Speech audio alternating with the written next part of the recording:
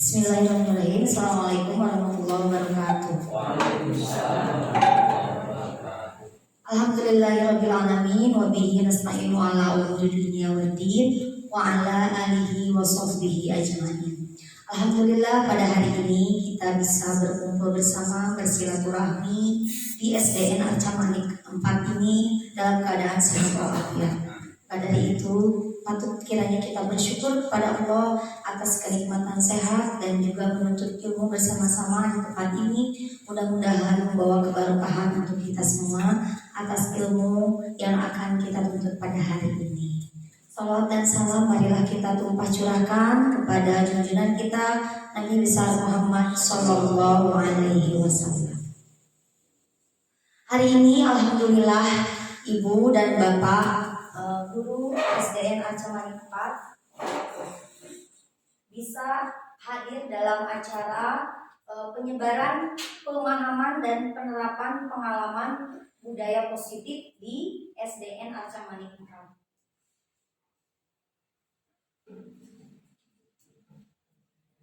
Budaya positif di SDN Arca Manik 4 ini berhubungan dengan tugas saya sebagai calon guru penggerak di angkatan 9.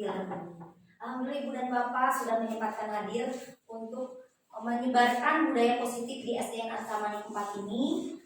Mudah-mudahan nanti imbasnya akan berimbas kepada SDN kita dan juga kepada anak didik kita di SDN Arca Manik 4 ini. Amin ya Allah. Budaya positif di SDN Arca Manik 4 ini tentu saja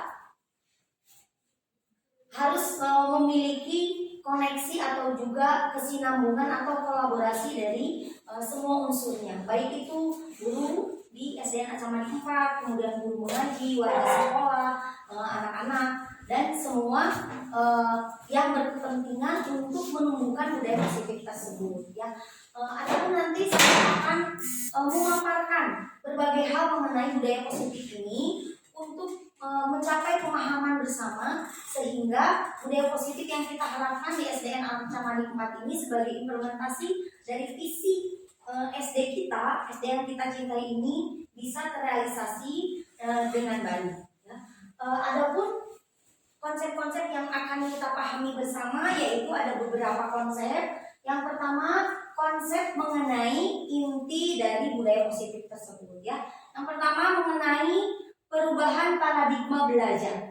Kemudian nanti akan kita bahas mengenai nilai-nilai kebajikan, kemudian juga motivasi perilaku manusia. Kemudian mengenai keyakinan kelas. Dilanjutkan dengan disiplin positif, kemudian kebutuhan dasar manusia, posisi kontrol guru, dan juga segitiga restribusi. Nah, konsep-konsep inti ini merupakan konsep yang akan nanti menjadikan budaya positif di SDN Arca Manik 4 ini bisa terrealisasi dengan sinergitas dari semua lembaga sekolah di sini. Ya. Maka kita bahas satu-satu apa saja yang ada pada konsep budaya inti ini ya, budaya positif ini. Yang pertama mengenai pembelajaran paradigma baru. Ya.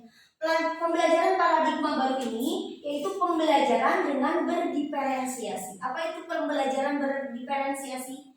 Pembelajaran berdiferensiasi adalah pembelajaran yang betul-betul menyesuaikan kebutuhan peserta didik berdasarkan tahap perkembangan sesuai dengan teori psikologi modern. Jadi sesuai dengan kebutuhan anak. Anak membutuhkan apa sehingga kita memfasilitasi anak untuk membantu anak berdiferensiasi tersebut ya. Misalnya anak ada yang membutuhkan pembelajarannya dengan audio, anak yang membutuhkan dengan visual, atau anak juga yang membutuhkan dengan kinestetiknya. Nah, pembelajaran berdiferensiasi ini supaya terwujud dengan baik maka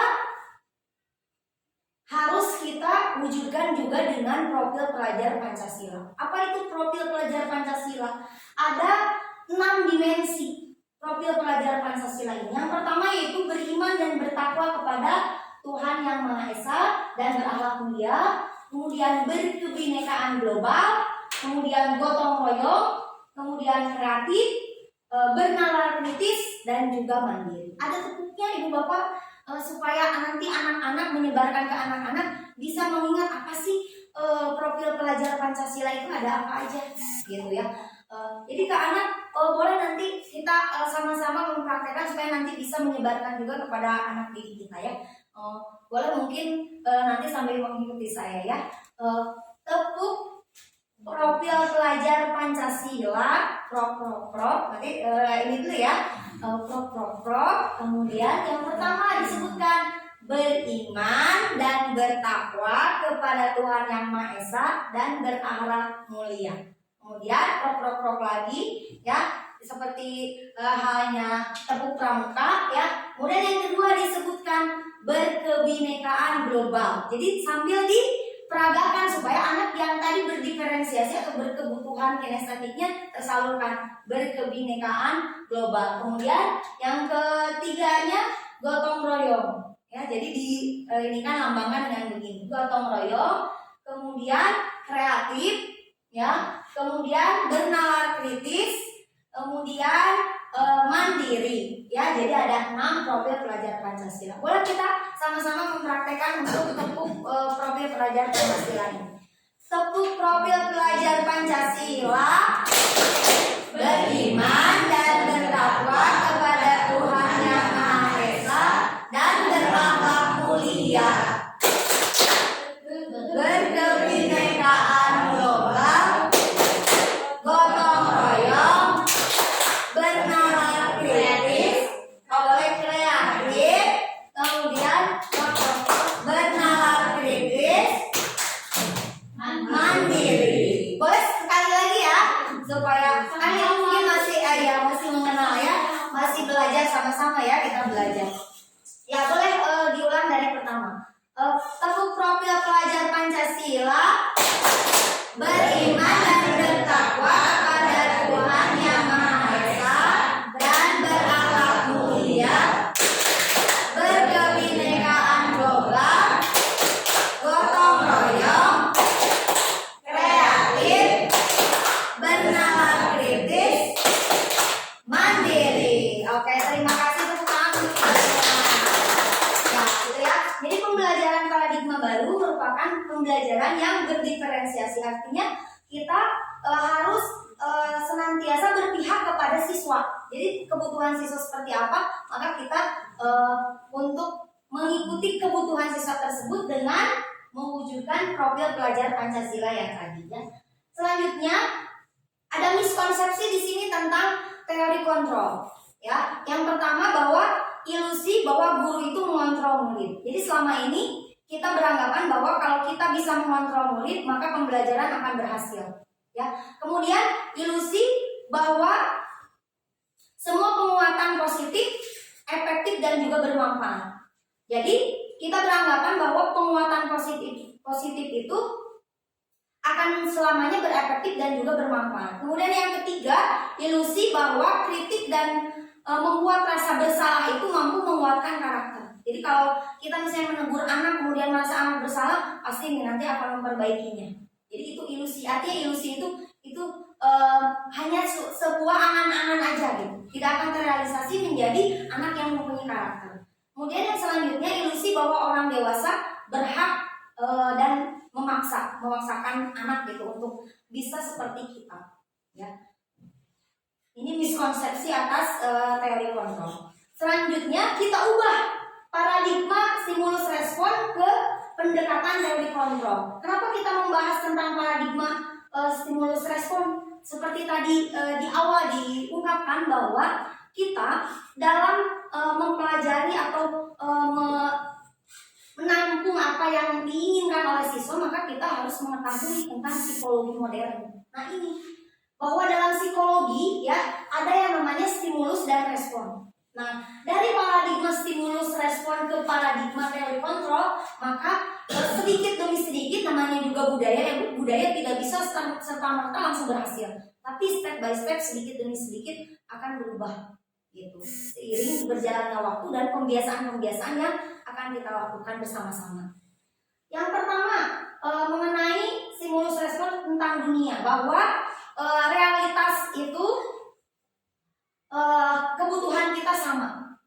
Ternyata dalam teori kontrol tentang dunia bahwa kebutuhan kita berbeda. Kebutuhan siswa kita pasti berbeda. Tapi harus dalam situasi yang sama kita samakan, gitu ya. Bagaimana caranya supaya kebutuhan-kebutuhan yang berbeda-beda itu bisa kita samakan, ya. Kemudian yang kedua, semua orang melihat hal yang sama. Padahal dalam teori kontrol tentang dunia bahwa setiap orang melihat gambaran itu pasti berbeda, tergantung sudut pandangnya. Mungkin ibu dengan saya pasti berbeda sudut pandangnya ketika melihat satu hal, ya. Nah, paradigma teori kontrol ini memandang bahwa setiap orang itu benar. Maksudnya benar di sini tergantung kepada sudut pandangnya.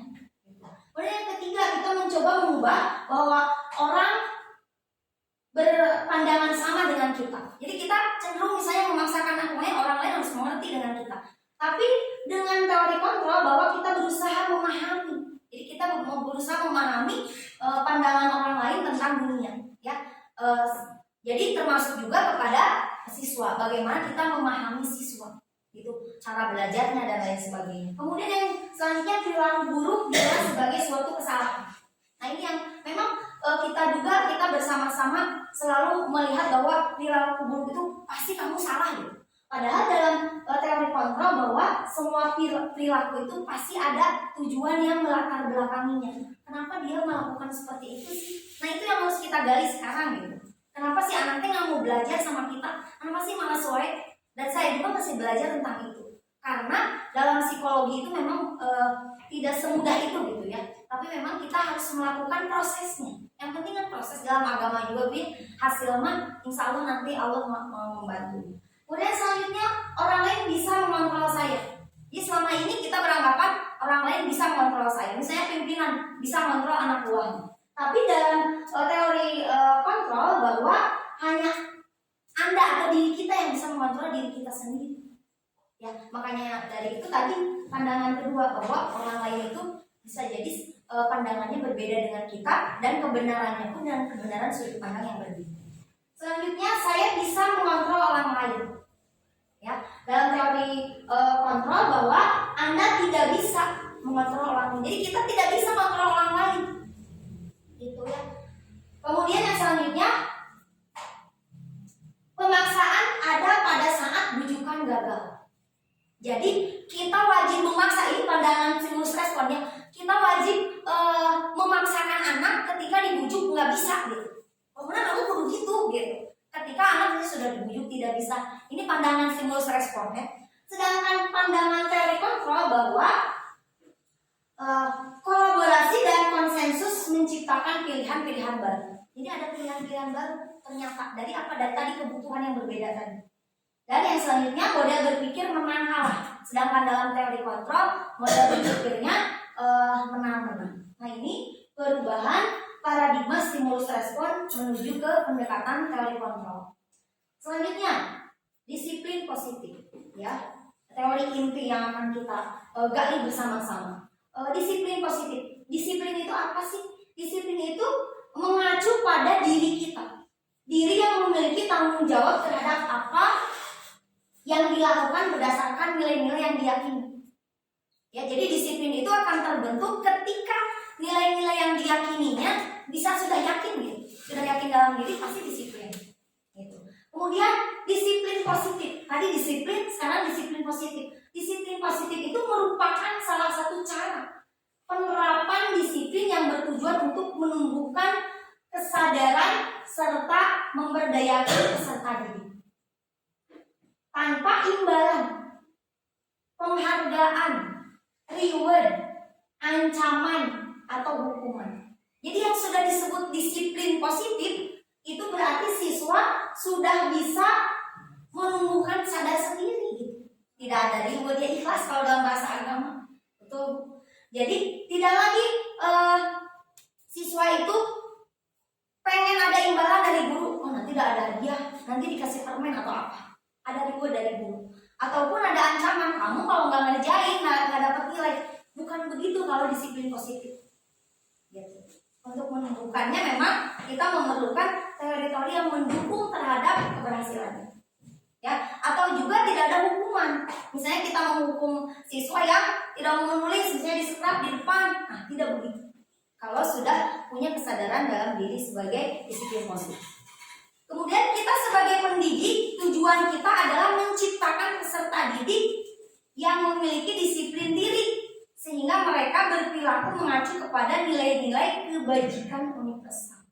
Kita pasti sudah mengetahui ada nilai-nilai kebajikan universal, ya, dan memiliki motivasi intrinsik. Nah, itu yang paling penting. Jadi ketika anak sudah sadar, berarti ada motivasi dalam diri sendiri. Tidak ada lagi motivasi dari luar karena ancaman, misalnya karena reward atau karena hukuman. Tapi sudah sadar sendiri dalam diri siswa atau dalam diri kita sendiri sudah sadar bahwa hal itu penting.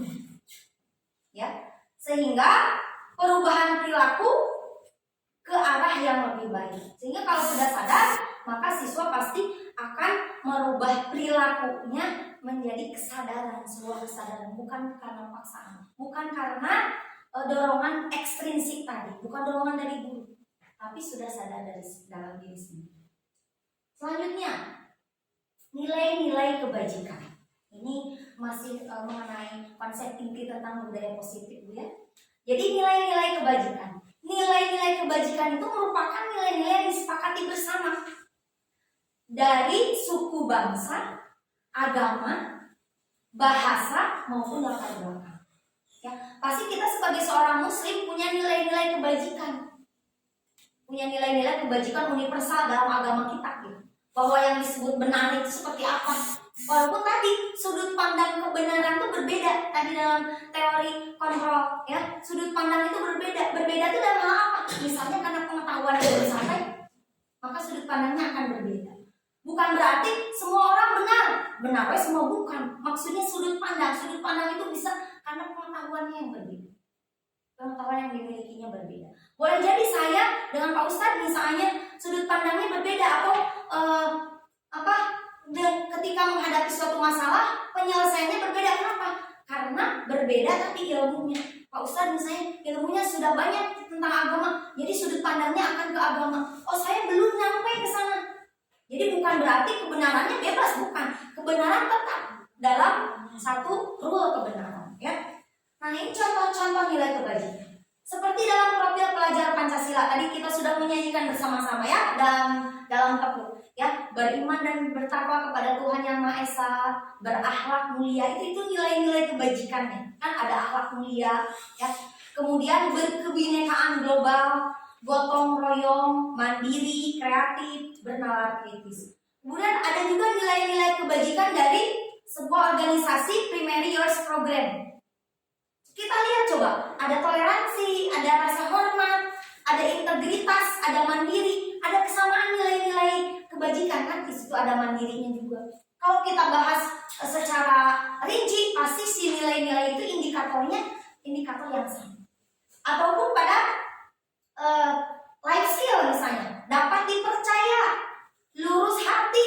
Dalam agama kita juga kan lurus hati, berarti tadi Bu Imas menyebutnya dengan kata ikhlas, Bu. Nah, gitu ya. Ini sudah lurus hatinya. Nah, ini nilai-nilai kebajikan. Jadi nilai-nilai kebajikan di sini berarti harus kita tularkan tadi kepada anak didik kita, supaya kita menjadi pendidik yang bukan hanya berilusi. Mudah-mudahan kita bisa, ya, dalam rangka belajar sama-sama. Selanjutnya, dari nilai-nilai kebajikan ini kita lihat kebutuhan dasar manusia. Nah, ini membedakan. Ya, yang membedakan tindakan manusia itu akan berbeda-beda karena kebutuhannya juga berbeda. Ibu dan bapak berdiri di sini, saya juga berdiri di sini, pasti kebutuhannya berbeda. Saya kebutuhannya di sini misalnya untuk menyampaikan. Ibu dan bapak di sini mungkin untuk memperoleh ilmu. Ya, jadi ada sudut pandang yang berbeda. Ya. Kebutuhan dasar manusia adalah segala sesuatu yang kita lakukan untuk mendapatkan apa yang kita lakukan, dan tentu saja memiliki tujuan. Tujuannya pasti tujuan tertentu. Tujuannya apa sih akan berbeda-beda. Ya. Dan semua usaha yang terbaik yang kita lakukan adalah dalam rangka agar kebutuhan dasar kita terpenuhi dengan baik.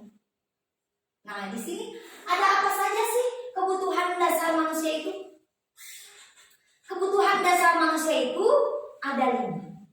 Ya, yang pertama, kebutuhan bertahan hidup. Berarti kebutuhan bertahan hidup di sini terdiri dari kebutuhan makan, ya, kebutuhan pakaian, kemudian tempat tinggal, keamanan, kesehatan. Itu pasti sebagai kebutuhan dasar kita kan. Bayangkan kalau kita tidak makan, kebutuhan dasarnya saja tidak terpenuhi kan, tidak akan bisa beraktivitas. Atau misalnya pakaian kita kalau misalnya tidak dipenuhi oleh kita, pasti tidak bisa beraktivitas dengan baik. Ya, begitupun tempat tinggal. Kalau tidak memiliki tempat tinggal, berarti kebutuhan dasarnya tidak terpenuhi, kita mungkin tidak akan teratur hidupnya.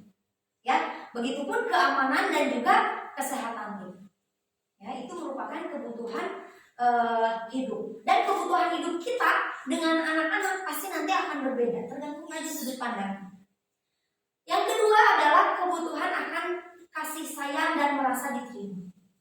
Ini pasti menjadi kebutuhan dasar. Bayangkan kalau kita tidak mendapat kasih sayang, baik itu misalnya kasih sayang dari pasangan, kasih sayang dari anak, kasih sayang dari siswa, atau kita tidak memberikan kasih sayang kepada siswa kita, tidak memberikan kasih sayang kepada pasangan atau anak kita, ya, karena kita pun dilahirkan dengan kasih sayang, ya, tanpa kasih sayang tidak akan ada, ya, kita hidup berdamai seperti ini. Ibu misalnya mau bekerja sama dengan saya, tidak akan kalau tidak ada rasa kasih sayang sekarang saat ini juga. Gitu. Pasti kebutuhan dasarnya seperti itu. Dan juga merasa diterima. Ya, merasa diterima di lingkungan atau di ekosistem yang sama. Ya. Kemudian yang ketiga, kebutuhan akan penguasaan. Nah, penguasaan di sini berarti harga diri kita. Ya, harga diri kita dihargai apa tidak, kemudian keinginan untuk dianggap. Ya, kita di sini dianggap atau tidak misalnya. Atau anak juga sama. Anak merasa dianggap nggak sih saya sebagai anak? Merasa diperhatiin nggak sih sama si ibu? Kok saya dicuekin aja gitu misalnya. Itu kebutuhan dasar manusia. Menguasai, penguasaan. Ya. Kemudian penguasaan akan memimpin. Jadi setiap kita dalam agama juga kan bahwa setiap kita adalah pemimpin. Nah, ini merupakan tugas kebutuhan dasar manusia juga yang memimpin, karena setiap kita memang menjadi pemimpin. Dan juga berprestasi dan diakui.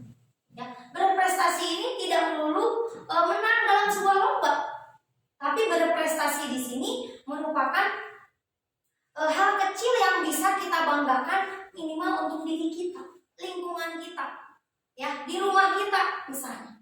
Kita berprestasi, misalnya menjadi seorang ibu ketika apa? Ketika anak sudah berhasil misalnya. Itu kan sebuah prestasi juga ya.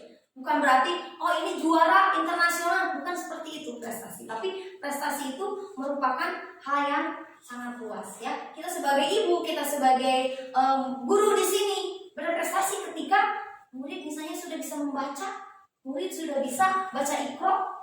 Itu sebuah prestasi yang besar. Kemudian merasa diakui dan juga didengarkan. Ya. Dan kebutuhan yang keempat yaitu kebebasan. Kebutuhan dasar manusia akan kebebasan, tentu saja ini akan menjadi selalu kebutuhan dasar manusia. Mandiri, kemudian memiliki pilihan. Jadi setiap orang pasti ingin kan pilihan kita dianggap, ingin pilihan kita dihargai, ingin pilihan kita dibebaskan gitu. Atas pilihan-pilihan, atas keinginan-keinginan yang kita punya. Ya, kemudian mencoba hal baru. Misalnya kasus misalnya ibu dan bapak guru mengaji dulu saat pertama ke SDA Camaran 4 ini bergabung, bagaimana mencoba hal baru yang awalnya misalnya tidak bertemu dengan hal yang formal, sekarang bertemu dengan hal yang formal. Itu kan berarti kebutuhan dasarnya akan kebebasan bisa terpenuhi. Kemudian juga mampu mengendalikan arah dan tujuan dirinya atau diri. Ya, itu juga merupakan kebebasan. Jadi kebebasan itu bukan berarti bebas melakukan apapun, tapi di sini bisa mengendalikan arah akan dirinya. Awalnya juga dirinya. Ya pastikan dirimu dulu kan, dalam agama juga dirimu baru ke yang lain. Dan yang terakhir kebutuhan kesenangan. Kita butuh bermain misalnya, kemudian humor ya. Misalnya kita butuh traveling, misalnya jalan-jalan ke mall, belanja, shopping. Nah itu juga kebutuhan dasar, kesenangan. Seneng deh kalau udah belanja macam-macam kerudung misalnya yang dipadu-padankan dengan baju misalnya bagi ibu. Itu kan kesenangan ya Bu, kesenangan. Dan juga tertawa ketika menemukan kebahagiaan, kesenangan, pasti kita akan ya tertawa. Ya. Selanjutnya ada motivasi perilaku manusia. Ya. Motivasi perilaku manusia ini menghindari ketidaknyamanan. Jadi ada yang motivasinya hanya menghindari ketidaknyamanan. Jadi kalau tidak nyaman, ya sudahlah kita lakukan hal itu gitu, supaya merasa nyaman dan orang lain juga nyaman. Nah, berarti itu masih motivasinya dari luar, motivasi ekstrinsik, ya. Kemudian yang kedua, motivasi mendapatkan imbalan atau penghargaan dari orang yang kita anggap akan memberikan imbalan tersebut. Tadi seperti anak, ya, anak mau berbuat sesuatu itu masih karena ada imbalan nilai dari guru atau tidak, berarti itu masih ekstrinsik. Dan yang paling, motivasi yang paling kita harapkan adalah motivasi intrinsik, merupakan motivasi yang ada dalam diri kita sendiri, ya, menjadi orang yang kita inginkan dan menghargai diri sendiri dengan nilai-nilai yang dipercaya oleh kita. Ya, itu sudah motivatif intrinsik. Ya, ini sudah jadi keyakinan bagi kita jika kita akan melakukannya. Selanjutnya, mengenai hukuman, kemudian konsekuensi, dan juga ini ya, restitusi. Nah, kelihatannya ini tangannya kelihatan restitusi. Ya, mungkin ibu bapak ada yang pernah mendengar mengenai restitusi? Ada yang pernah mendengar? Belum ya. Ibu Ui mungkin udah pernah mendengar? Ui udah pernah mendengar. Kita bahas dulu, nanti baru ke restitusi ya. Apa itu hukuman? Tadi sudah sempat dibahas bahwa hukuman itu tidak terencana dan tiba-tiba. Misalnya anak tidak mengerjakan PR, kemudian kita hukum. Ya udah, kamu berarti berdiri di depan, angkat kakinya, itu berarti hukuman. Jadi tiba-tiba dilakukan oleh kita misalnya. Atau di rumah, anak misalnya tidak mau ngaji, udah berarti kamu diam di kamar, tidak boleh kemana-mana, berarti itu hukuman. Tiba-tiba ujung-ujung gitu. Kemudian yang kedua, murid tidak tahu apa yang akan terjadi dan tidak dilibatkan. Itu tadi, kamu tidak ngerjain, berarti kamu harus gini. Itu berarti hukuman, penghukuman. Kemudian yang keempat, bersifat satu arah. Tadinya tidak dilibatkan, si muridnya tidak dilibatkan. Pokoknya kamu begini, kamu salah, kamu harus begini. Jadi langsung satu arah dari kita. Dan yang selanjutnya berupa hukuman fisik. Nah ini yang disebut hukuman ini di sini. Jadi hukumannya itu berupa fisik. Misalnya tadi suruh lari keliling lapangan, suruh berdiri di kelas sampai pelajaran berakhir, suruh angkat kaki sambil pegang telinga. Nah itu berarti bentuknya fisik, hukuman. Atau misalnya suruh push up, anak suruh push up karena tidak mengerjakan PR. Nah berarti itu hukuman. Kemudian yang kedua ada konsekuensi. Konsekuensi itu merupakan terencana, disepakati sesuai dengan aturan. Ya misalnya ketika kita akan melakukan pembelajaran, di awal kita sudah melakukan bargaining dengan anak. Berarti anak kan dilibatkan. Coba sekarang misalnya, anak kalau tidak mengerjakan kalian mau bagaimana? Nah anak kan dilibatkan. Oh begini Bu konsekuensinya. Nah berarti anak dilibatkan, itu konsekuensi. Kemudian juga murid dibuat tetap tidak nyaman, tapi dalam konsekuensi juga kadang murid dibuat tidak nyaman. Kenapa dibuat tidak nyaman? Karena tidak secara diskusi panjang, jadi tidak secara diskusi dari hati ke hati, ya disepakati oh iya udah gitu. Itu konsekuensi. Ya. Kemudian yang terakhir mengenai sikap guru selalu memonitor murid. Jadi pokoknya ingat nih konsekuensi ini, jadi selalu memonitor, selalu mengawas-awasi gitu ya kepada murid, itu konsekuensi. Dan yang ketiga restitusi. Mungkin Bu I bisa berbagi mengenai restitusi ini seperti apa? Restitusi kalau di Mas, biasanya kan ini ada untuk memperbaiki kesalahan, Bu. Lah, nggak usah ya, nggak jalanin ya, nggak apa-apa, Bu, malah Bu. Ya kan kondisi bagi murid memperbaiki kesalahan. Proses menciptakan kondisi murid untuk memperbaiki kesalahannya. Nah, karena sudah memiliki konsekuensi sebelumnya, kemudian kita menerapkan restitusi dari konsekuensi yang sudah dilakukan. Nah, si restitusi itu memperbaiki kesalahan apa? Jadi kita mengatasi antara siswa dan guru, kesalahannya apa nih? Kira-kira anak sudah tahu nggak kesalahannya seperti apa, dan dia menyadari kesalahannya seperti apa, dan dari konsekuensi sebelumnya kamu kalau salah ini biasanya seperti apa. Oh Bu, saya membaca syahadat misalnya, atau saya istighfar selama 33 kali. Dengan konsekuensi yang sudah diterapkan, anak sudah menerapkan restitusi. Jadi sudah sadar sendiri ketika saya salah berarti saya harus melakukan kesepakatan yang seperti yang sebelumnya. Jadi untuk restitusi ini tidak ada lagi tawar-menawar dengan anak. Oh kamu sekarang harus ini solusinya, harus ini solusinya. Jadi anak juga sudah paham sendiri. Saya kalau begini solusinya saya harus melakukan ini misalnya gitu. Terima kasih Ibu. Ya luar biasa, boleh tepuk tangan buat Ibu. Luar biasa, terima kasih Bu. Ya, jadi restitusi. Ya tadi hukuman, konsekuensi dan restitusi. Nanti mungkin kita akan praktek bersama bagaimana restitusi ini. Ya, terima kasih Bu. Ya, kita lanjutkan dulu ya Bu. Selanjutnya mengenai 5 posisi kontrol guru. Jadi guru ini memiliki posisi kontrol. Ya, ada 5 posisi kontrol.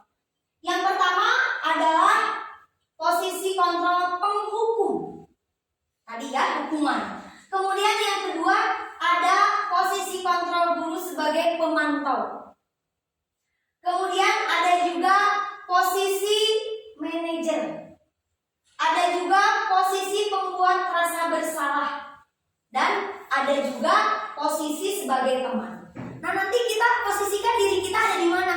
Apakah di penghukum? Apakah di pemantau?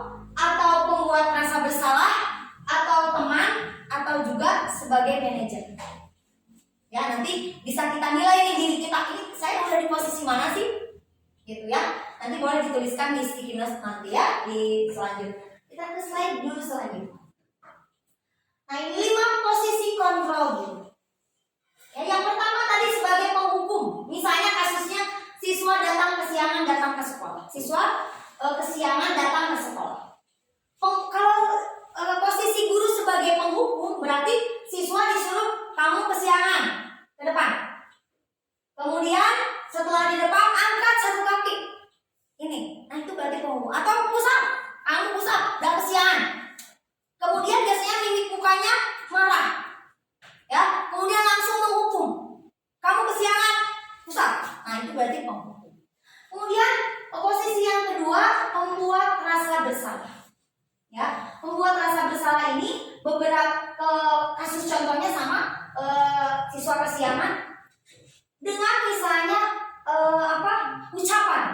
Beberapa kali ibu ingatkan, tapi tetap ya kamu mengecewakan ibu terus. Itu pembuat rasa bersalah. Jadi merasa anaknya bersalah. Naon sih kamu tega berangan wae misalnya. Kenapa kamu kesiangan terus? Gitu. Tapi tidak menghukum. Cuma diposisikan anak pokoknya mah merasa bersalah. Merasa dia teh benar-benar bersalah. Gitu. Kemudian yang selanjutnya pemantau. Misalnya dengan kata-katanya kamu sudah melanggar aturan sekolah. Kamu tahu konsekuensinya. Kamu tidak boleh mengikuti jam pelajaran. Jangan diulangi lagi ya. Jadi biasanya pemantau menstabilkan dulu gitu. Kamu kesiangan aja. Tapi biasanya kalau pemantau bahasanya lebih lembut. Ya, tidak seperti penghukum yang langsung tadi ya menghukum dan menjudge langsung siswanya gitu. Kemudian sebagai teman. Kalau sebagai teman, ya gimana sih kalau ke teman ya? Ayo dong, ikuti aturan sekolah. Tolong bantu ibu sekali ini saja. Ya Ya sudah, tidak apa-apa, lain kali jangan seperti itu lagi ya. Nah, itu sebagai teman. Jadi diajak kayak ke teman. Dan yang terakhir sebagai manajer. Apakah kamu tahu kesalahanmu? Bagaimana kamu memperbaikinya? Nah, jadi kalau posisi sebagai manajer berarti kita berdiskusi dengan siswa itu sendiri untuk mengetahui tadi kebutuhan dasar apa sih yang dia tidak penuhi, kemudian dia kesiangan. Maka posisi sebagai manajer pasti akan bertanya alasannya, kenapa kamu kesiangan? Gitu. Jadi tidak langsung menghakimi, tidak membuat dia merasa bersalah juga, ya. Kemudian tidak juga tadi sebagai teman, nyantai aja gitu, ya. Tapi tidak ada solusinya, udahlah masuk udah, kan gitu. Jadi, tapi tidak ada solusi, anak kesiangan dibiarkan aja. Itu kan sebagai teman berarti. Nah, beda dengan manajer. Kalau sebagai manajer berarti dicari tahu dulu, cari tahu kenapa sih anaknya kesiangan. Kemudian ditanya lagi kenapa kesiangannya itu penyebabnya apa, dan dikasih penguatan bahwa kamu pasti tidak akan kesiangan. Jika bagaimana? Jadi solusinya bukan dari kita kalau sebagai manajer, tapi dari siswanya. Jadi ditanya betul-betul, misalnya ketika anak tidak mau menghafal surat-surat pendek misalnya, ya, ditanya dulu kenapa tidak mau. Kalau gitu kamu maunya apa? Gitu. Jadi lebih benar-benar wise, lebih benar-benar sebagai ibu lah kalau posisi manajer gitu, ya.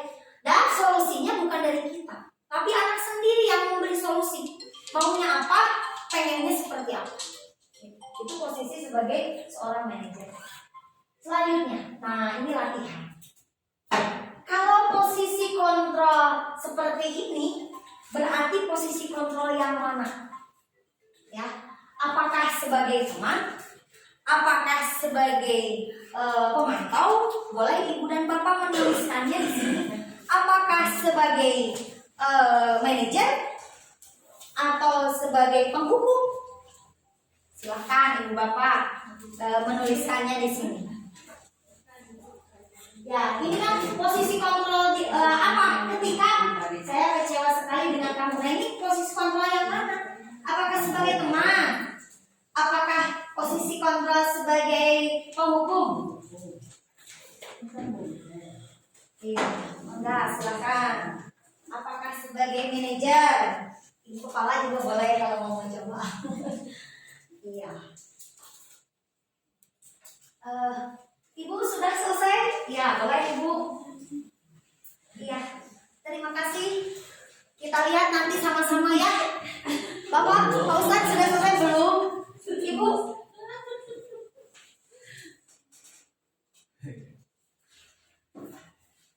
Oh, ada ini ya. Ya, kita bahas ini sudah ada 2 orang yang menuliskan tentang posisi kontrol ketika ada kata-kata seperti ini. Kira-kira posisi kontrol yang mana? Ya, ini kita tempelkan dulu. Ini dari siapa? Kemudian ini juga. Ya, yang pertama pembuat rasa bersalah. Kemudian ini juga pembuat rasa bersalah dan pembuat rasa bersalah. Ada yang jawaban yang lain? Mungkin ada yang berbeda? Boleh. Ini penghukum. Ibu dari Bunia, posisi kontrol yang menghukum juga. Ibu sudah? Oh iya, Bu Emma punten. Iya. Oke. Nanti kalau ke belakangnya kita bahas langsung ya. Ada 2 pendapat. Kayaknya ini tadi rasa bersalah ya. Kemudian ada juga pemantau. Ada juga di sini pembuat rasa bersalah lagi. Di sini penghukum. Di sini juga penghukum. Jadi penghukumnya 1, 2, pemantaunya 1, kemudian pembuat rasa bersalahnya ada banyak. Kira-kira kesimpulannya kalau perkataan seperti ini apa ya posisi kontrolnya? Saya kecewa sekali dengan kamu. Berarti iya membuat rasa bersalah. Iya. Tadi yang menjawab pembuat rasa bersalah tadi ya, alhamdulillah.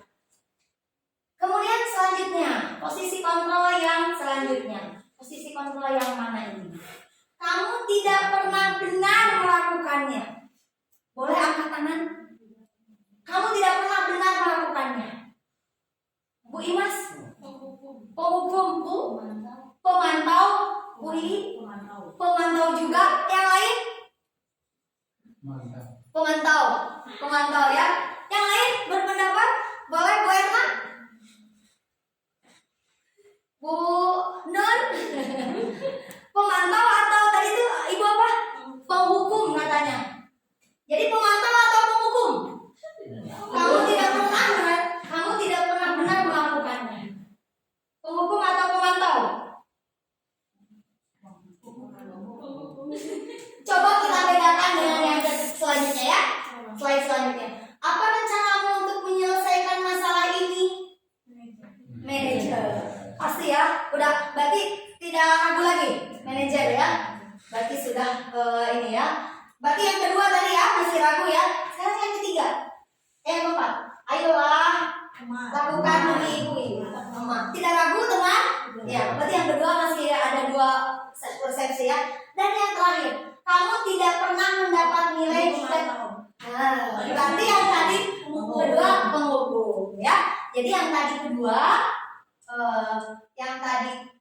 nah ini kamu tidak pernah benar melakukannya. Biasanya kalau posisi penghukum memang kata-katanya negatif. Tidak pernah benar. Jadi pasti penghukum. Ya menjudge kan tidak pernah benar. Kamu masalah karena tidak pernah benar. Gitu. Kamu salah.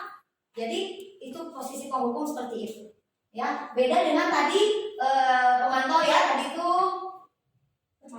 ya, yang ini ya, yang kebalik tadi. Kamu tidak pernah mendapat nilai jika tidak. Nah, ini ada alasan. Walaupun kalimatnya negatif, tapi ada alasannya. Jika kamu tidak mengerjakannya, kamu gak akan dapat nilai loh kalau nggak ngerjain. Tapi kalau posisi penghukum, kamu gak pernah benar. Pas mau ngomong lagi, enggak, pada kamu kesiangan terus, gitu misalnya. Jadi terus menjudge anak, itu bedanya. Ya, terima kasih Ibu Bapak sudah bisa ternyata menangkap apa yang saya sampaikan. Ya, terima kasih dan tepuk tangan untuk kita semua. Masih semangat dan tidak bosan Bu? Ya, alhamdulillah, terima kasih. Selanjutnya, nah ini tentang keyakinan kelas. Kenapa sih keyakinan kelas bukan peraturan kelas? Nah ini yang akan kita budaya positif di acara 4 ini tentang keyakinan kelas atau keyakinan sekolah. Kenapa sih mesti keyakinan kelas atau bukan peraturan kelas? Seperti tadi saya ungkapkan di depan bahwa sebelum kita belajar di awal pelajaran misalnya kita sudah membuat kontrak belajar dengan siswa. Ya, nah kontrak belajar ini berarti masih di peraturan kelas. Tadi ya di peraturan kelas yang ini, bukan di keyakinan kelas. Kenapa sekarang kita harus keyakinan kelas? Ada yang bisa memberikan alasannya kenapa saya harus keyakinan kelas bukan peraturan kelas gitu? Ada mungkin? Bu Idi yang sudah mempraktekkan tadi kan restitusi sudah mempraktekkan. Kenapa sih keyakinan bukan peraturan gitu? Saya juga di awal pembelajaran membuat kontrak belajar. Ternyata jangan kontrak belajar, harus keyakinan kelas. Gitu ya. Nah, sekarang pertanyaannya kenapa sih harus keyakinan kelas? Bukan peraturan kelas. Mungkin Bu Idi bisa. Karena mungkin kalau keyakinan kelas itu kesepakatan yang dibangun antara guru dan peserta didik, jadi bukan judgement dari guru. Kalau kamu melanggar ini hukumannya ini dari guru, tapi misalnya kalau Bu kalau ada pelanggaran ini hukumannya ini dari siswa gitu. Ya. Jadi ada kesepakatan antara siswa dan guru. Betul. Intinya tadi garis lurusnya itu begitu. Jadi ada kesepakatan, ada kolaborasi antara guru dan juga siswa. Jadi kita diskusi atau jejak pendapat. Kamu maunya bagaimana? Maunya pembelajaran di kelas kita itu seperti apa supaya menciptakan kelas yang kondusif, yang berhasil, yang menyenangkan, yang ceria misalnya. Maka dibentuklah keyakinan kelas. Kenapa sih kata-katanya keyakinan? Alasan yang kedua adalah kalau sebuah keyakinan, kalau dalam agama keyakinan itu kan sudah ada berarti kepercayaan. Tidak ada yang bisa lagi merubahnya kalau kita udah yakin. Coba kalau kita sudah yakin saja, tidak ada ya kan? Tidak semudah itulah merubahnya kan? Pasti harus dengan berbagai hal, gitu kan? Makanya kita harus membuatnya keyakinan kelas supaya diyakini oleh siswa bahwa hal-hal yang sudah diyakini, yang sudah disepakati dengan kolaborasi dan jajak pendapat tadi itu menjadi sebuah keyakinan untuk kelas kita dan lebih ininya lagi untuk sekolah kita. Gitu. Selanjutnya, pembentukan keyakinan kelas. Nah ini pembentukan keyakinan kelas ini biasanya kata-katanya bersifat abstrak. Jadi kata-katanya bersifat abstrak, tidak konkret gitu, tidak langsung blok misalnya.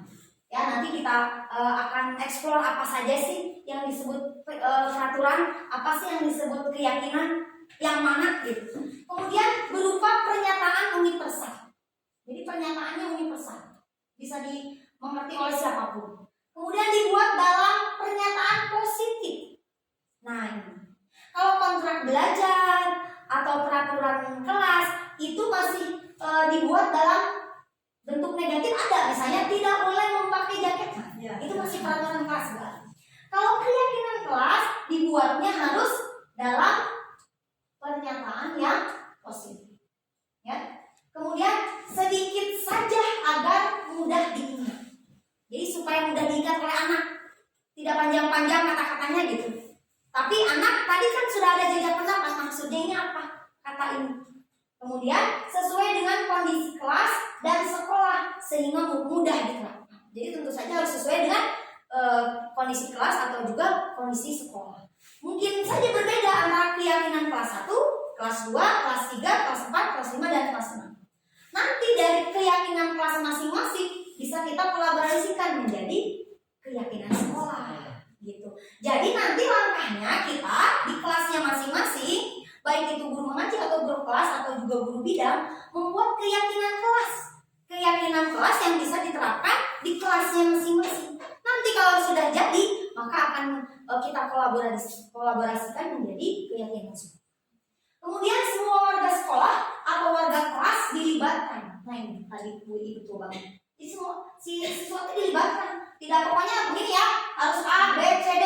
Bukan begitu. Bukan harus, tapi betul-betul jejak pendapat si siswa dilibatkan secara aktif supaya maunya siswa apa, maunya kita apa, sehingga ada win-win solution seperti tadi teori kontrol, ada menang-menang win-win solution. Kamu menang, kita juga menang. Kamu enak, kita juga enak.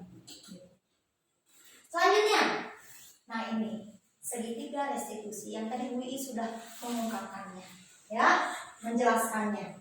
Segitiga restitusi ini ada langkah-langkah. Ada 3 langkah segitiga restitusi. Betul tadi Bu Lili sudah ada langkah pertama, ya, bahwa kita harus berkolaborasi dengan siswa. Tidak dari kita sendiri yang setia, tapi betul-betul kolaborasi dari siswa dan juga kita sebagai guru, sebagai pemimpin pembelajaran. Ya. Segitiga restitusi yang pertama yaitu menstabilkan identitas. Ini yang paling bawah, menstabilkan identitas. Proses di mana dialog yang dijalankan oleh guru agar dapat menghasilkan murid yang mandiri dan bertanggung jawab. Jadi menstabilkan identitas ini diharapkan dialog antara guru dengan siswa untuk menghasilkan siswa yang mandiri dan bertanggung jawab. Sebetulnya restitusi ini sudah pernah dijalankan. Saya pernah melihatnya ibu kepala yang memanggil siswa, sini.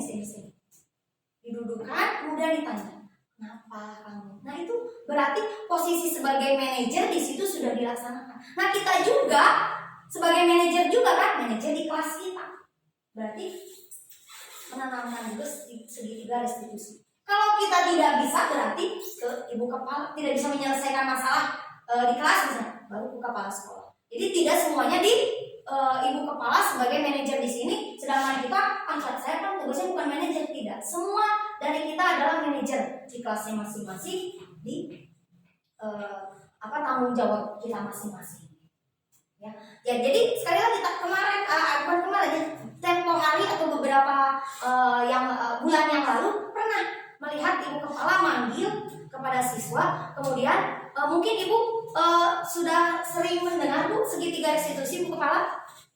Belum, tapi sudah menerapkan.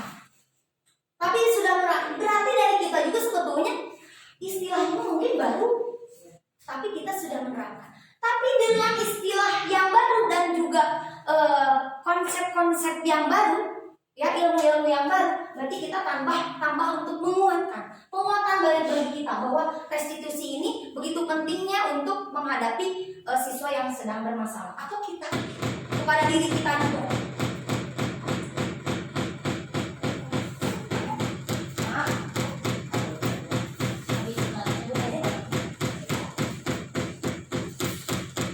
Ini mungkin feedback dari sini. Terima kasih Pak. Ya, jadi sudah melakukannya ya seperti yang Ibu Kepala pernah lakukan, memanggil siswa kemudian menanyakan kenapa begitu, kemudian siswanya juga mengungkapkan oh iya alasannya begini dan seterusnya. Nah, kita sudah mengetahui sekarang istilahnya segitiga restitusi, jadi bisa kita laksanakan ya, bisa kita lakukan, bisa kita praktek. Ini menstabilkan identitas tadi ya, jadi menjalankan dialog dengan murid sehingga menghasilkan murid yang mandiri. Ditanya misalnya menjawabkan itu berarti mandiri ya. Kemudian ditanya bertanggung jawab, kenapa kamu tadi misalnya kesiangan? Kan ditanya kalau menjawab berarti kan bertanggung jawab. Oh iya Bu, karena saya misalnya bangunnya siang, berarti kan sudah bertanggung jawab pada diri dia dengan menjawab juga. Tidak diam aja, tidak satu sisi aja gitu. Berarti sudah bertanggung jawab dan mandiri dengan menstabilkan identitas. Selanjutnya ya, ini yang tadi ya, menstabilkan identitas ya masih.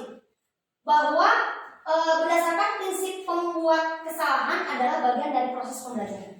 Jadi pembuat kesalahan itu atau siswa yang berbuat salah itu merupakan pembelajaran. Bukan berarti si siswa pasti itulah udah kayak pasti nggak bisa misalnya diubah. Tidak, tapi justru sebagai pembelajaran. Pembelajaran yang dikasih solusi oleh kita sebagai manajer. Ya. Bahwa untuk menstabilkan identitas itu kita menguatkan kepada siswa bahwa berbuat salah itu adalah wajar. Kemudian tidak ada manusia yang sempurna. Jadi dikuatkan, distabilkan psikologi anaknya, distabilkan kesialannya. Jadi tidak merasa bersalah, tidak merasa terhukum, tidak merasa saya bersalah. Tapi justru distabilkan dulu oleh kita. Gak apa-apa misalnya berbuat salah. Gak apa-apa kamu kesiangan, wajar kok. Karena ibu juga pernah kesiangan misalnya, bahkan sering kesiangan. Kemudian ditanya, kenapa sih kamu kesiangan? Ya. Kemudian pertanyaan selanjutnya, ibu tidak pernah melakukan itu. Ya, ibu tidak mau mencari siapa. Ibu juga pernah melakukan itu maksudnya. Kemudian ibu juga mau mencari siapa yang tidak mau mencari siapa yang salah, siapa yang benar. Cuma ingin mencari solusi dari masalah ini. Ya, kemudian bisa dikuatkan juga dengan kamu pasti ada alasan kenapa kamu kesiangan terus misalnya. Kalau sudah alasannya sudah jelas, berarti kita tidak bisa menjudge anak itu karena tadi prinsip menang-menang. Mungkin aja kan anak tersebut ngebantu dulu orang tuanya di rumah, nyuci piring dulu apa dulu, kesiangan misalnya, tapi kan belum pembelajaran misalnya Bu saya memang saya salah kesiangan terus, tapi saya ketika kita sudah tahu anak itu alasan kesiangannya itu apa, berarti kita memaklumi. Tapi bukan berarti membenarkan kesalahan, tapi memaklumi kenapa si anak. Jadi alasannya juga kita kan tahu dari dialog yang kita lakukan dengan siswa. Itu kenapa kesiangan? Apa alasannya? Kalau alasannya jauh lebih penting misalnya dari sekedar dia kesiangan, berarti kan itu menjadi juga bagi kita tidak menyalahkan anak tersebut. Kemudian yang selanjutnya, validasi tindakan yang salah. Jadi validasi tindakan yang salah ini bukan membenarkan tindakan dia, udahlah biarin kesiangan mah, udah biasa dia bukan begitu. Tapi validasi tindakan yang salah ini artinya tadi ada alasan dibalik dia kesiangan, ada alasan dibalik dia tidak mau mengerjakan PR. Ada alasan dibalik dia tidak hafal-hafal ketika kita suruh menghafal. Ada alasan ketika dia tidak mau menulis, misalnya, tidak mau belajar dengan kita. Jadi ada alasannya. Itu memvalidasi tindakan yang salah. Kata-katanya bisa berupa kamu pasti punya alasan. Mengapa melakukan seperti itu? Kemudian padahal kamu bisa melakukan yang lebih buruk lagi. Nah ini dikuatkan. Ya benar ya, kamu kalau udah kesiangan bisa aja kan, udah nggak usah sekolah, tapi kamu tetap sekolah ya dengan kondisi yang begitu misalnya. Tetap buru-buru ke sekolah, tetap datang ke sekolah. Nah ini validasi tindakan yang salah seperti itu. Kemudian kamu patut bangga karena telah melindungi sesuatu yang penting. Nah ini yang penting, mungkin aja lebih penting dari tadi sekedar misalnya datang cepat-cepat ke sekolah, kemudian ibunya di rumah sedangkan tidak dibantu misalnya. Jadi benar-benar alasan dibalik itu tuh kita maklumi, kita kita gali kenapa si anak itu melakukan sebuah kesalahan. Kemudian yang selanjutnya, kamu melakukannya karena mempertahankan sesuatu yang penting. Nah, lagi-lagi yang penting. Jadi pasti anak itu kebutuhan dasarnya mungkin belum terpenuhi sehingga dia melakukan sebuah kesalahan. Dan lebih penting melakukan hal itu dibanding dengan hal lain yang ini misalnya. Jadi alasannya ini yang harus kita betul-betul gali. Lebih penting enggak? Kalau menurut kita iya benar ternyata lebih penting. Berarti kita validasi tindakan yang salahnya sudah betul. Jadi sekali lagi validasi tindakan yang salah itu bukan berarti membenarkan perbuatan salah itu, tapi memvalidasi kenapa dia berbuat seperti itu. Adakah yang lebih penting gitu? Ada yang lebih urgent atau tidak? Seperti itu. Selanjutnya menanyakan keyakinan. Menanyakan keyakinan itu adalah berdasarkan teori kontrol yang sudah kita bahas di awal, bahwa pada dasarnya kita termotivasi secara intrinsik. Jadi kalau sudah berupa keyakinan, maka motivasi intrinsik pasti akan muncul dalam diri siswa. Ya. Kemudian pertanyaannya bisa berupa apa keyakinan kelas kita? Jadi ditanya. Makanya nanti langkah awal kita buat keyakinan kelas supaya ketika anak berbuat salah, oh iya, diingatkan lagi. Masih ingat keyakinan kelas kita? Oh iya. Jadi anak tidak lagi berbuat hal yang sama dengan kesalahan yang sama tanpa solusi. Walaupun mungkin aja tidak serta-merta anak langsung benar, ya, tapi bertahap dengan tadi budaya positif. Karena budaya itu tadi tidak secara serta-merta langsung tiba-tiba, tapi terus dengan pembiasaan. Ya, makanya di penyebaran positif yang pertama di visi ya kemarin mungkin ibu dan bapak tidak hadir, itu visi kita adalah dengan prakarsa perubahannya dengan meningkatkan atau melaksanakan pembiasaan di sekolah. Misalnya tiap hari Jumat ibu dan bapak membantu untuk pembiasaan surat pendek, Asmaul Husna, kemudian sholat duha bersama. Itu tuh akan memotivasi anak untuk senantiasa bahwa saya sebagai muslim berarti harus melaksanakan. Itu juga pembiasaan yang positif. Nah dari pembiasaan positif itu diharapkan menjadi budaya positif. Ya. Kemudian pertanyaan selanjutnya yang kedua, nilai-nilai apa yang telah disepakati bersama? Tadi ya harus ada nilai-nilai itu kebajikan. Dan seperti apa gambaran sebuah kelas yang ideal yang kita inginkan? Ya. Dan yang terakhir, kamu ingin menjadi orang seperti apa? Jadi pertanyaan-pertanyaan ini untuk membuat meyakinkan atau menanyakan keyakinan si anak, ya, keyakinan kelas kita bisa diperlukan. Nah, ini kemarin ada contoh penerapan segitiga restitusi pada anak, ya nanti mungkin videonya bisa dilihat. Ini hanya gambar saja. Kemarin sudah dipraktekkan dengan Desi anak kelas 5 dan Yusuf siswa kelas 4. Ya, kemarin sudah dipraktekkan segitiga restitusinya. Nanti mungkin videonya bisa dilihat di paling ujung. Selanjutnya ini yang ditunggu-tunggu ya, udah selesai. Penutup. Dalam penerapan program disiplin positif, hendaknya guru memiliki standar kepribadian profesional, sosial, yang baik di mana guru mampu merefleksikan dirinya dalam posisi kontrol. Tadi ya, posisi kontrol. Bagaimana perjalanan dirinya sebagai among atau manajer. Jadi kita kan sebagai pemimpin pembelajaran, sebagai among, sebagai orang yang memimpin untuk siswa kita menjadi pemimpin juga nanti. ya, dan menuntun murid-muridnya menjadi insan yang mandiri, merdeka, dan bertanggung jawab. Mungkin itu saja yang bisa saya sampaikan. Tapi nanti di akhir sambil melihat video contoh restitusinya, saya ingin mempraktekkan tentang peraturan kelas, kemudian dijadikan menjadi keyakinan kelas dan yang nanti mungkin akan diadopsi dan akan ibu praktekkan juga di kelasnya masing-masing untuk dijadikan keyakinan kelas, dan nanti mungkin goalnya oleh ibu kepala akan dijadikan sebuah keyakinan sekolah. Itu mungkin. Jadi untuk sekarang saya akan menayangkan video tentang contoh restitusi sambil ibu dan bapak dimohon kesediaannya untuk membuatkan peraturan-peraturan kelas yang ingin ibu terapkan di sekolah. Ini peraturan kelas dulu. Nanti setelah peraturan baru nanti ke kata positif atau nilai-nilai kebajikan. Nanti baru ke keyakinan kelas. Ya, masih semangat ibu ya? Iya, alhamdulillah. Terima kasih banyak. Oke, kita ini dulu lah, tepuk semangat dulu ya, biar semangat. Anak-anak juga suka dikasih tepuk semangat biar semangat. Tepuk semangat. Semangat. Oke, saya akan memberikan kembali. Silakan ibu dan bapak menuliskan di yang warna oranye ini untuk peraturan kelasnya. Kemudian nanti di warna pinknya untuk dijadikan keyakinan kelas. Jadi diturunkan Bu. Ini peraturan kelasnya seperti apa.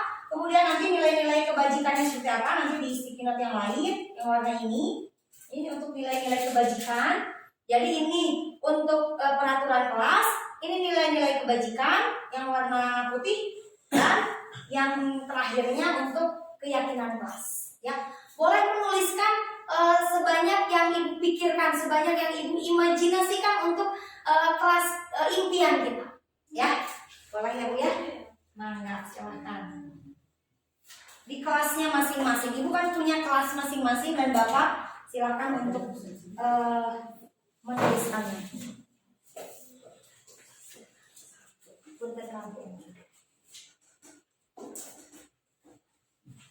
Sambil nanti kita yang mana ya?